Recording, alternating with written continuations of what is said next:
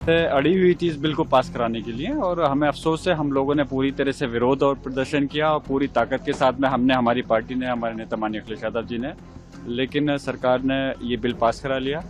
और आने वाले समय के अंदर जब पुराने समय को याद किया जाएगा तो इस इतिहास को लोग माफ नहीं करेंगे कि किस प्रकार से इस बिल को पास कराया गया। लेकिन देखिए, सरकार लगातार यही समझाने की कोशिश कर रही है कि गलत नैरेटिव ना सेट किया जाए, ये मुसलमानों के हित में है, महिलाओं के हित में है, जो गरीब मुसलमान है उनके हित में है, तो लगातार विरोध क्यों? क्या हित में है, मैं पूछना चाह रहा हूँ। अगर ये हित में है तो फिर सरकार को समझाने के प्रयास की जरूरत ही क्यों पड़ रही है? अगर ये हित में है तो ऐसी चीज सामने ही क्यों आई कि क्यों लोगों को, सरकार को ये समझाना पड़ रहा है कि ये उनके विरोध में नहीं है, उनके हित में है? और अगर हित में है तो बताएं, क्या महिलाओं की जहां तक बात है, महिला पहले से उसके अंदर 2 महिलाओं का पहले से है और उससे ज्यादा भी हो सकती हैं, तो कौन सा नया तीर मार दिया सरकार ने? उन महिलाओं को क्या सम्मान दिया है?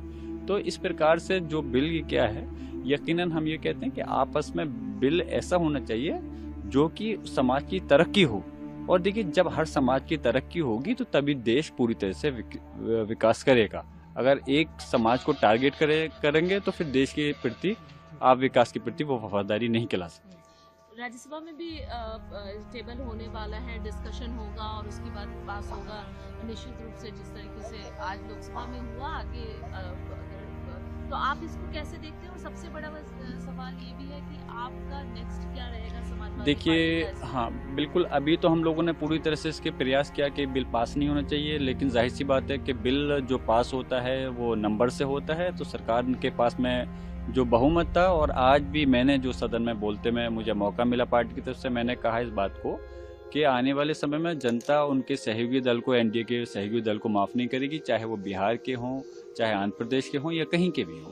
तो इसलिए और अब राज्यसभा में आएगा तो पूरा प्रयास करेंगे कि वो उसको वहाँ रोक सके। अदरवाइज अगर पास होता है तो उसके बाद में हम इसकी लड़ाई को, जो हमारी तंजीमें हैं समाज की, जो जिस तरह से इसको लड़ना चाहती हैं, सड़क पर लड़ना चाहती हैं, तो हम तब भी साथ रहेंगे, और जरूरत पड़ेगी तो न्यायालय भी जाएंगे। एक और सवाल कि कई मुस्लिम जो समुदाय है, कई मुस्लिम मंच है, वो आगे हैं, उन्होंने इसको सपोर्ट भी किया, तो आखिर अलग अलग कोई सपोर्ट नहीं कर रहा। देखिए, जहाँ तक बात है मिसाल के तौर पर कि अगर कहीं 95% अगर किसी चीज़ में कहीं वोट समर्थन में है या किसी चीज़ के विरोध में है, तो लगभग वो 100% के ही कहलाते हैं। और मैं इस बिल में, मैं गारंटी के साथ मैं कहता हूँ, हमारे समाज का आप 1% तो जोड़िए, पॉइंट कुछ % भी लोग मुश्किल से साथ हो पाएंगे इस बिल के, क्योंकि जाहिर सी इस बिल को क्लियर है, ये बिल जो है हमारे समाज को तोड़ने और कमजोर करने के लिए लाया है।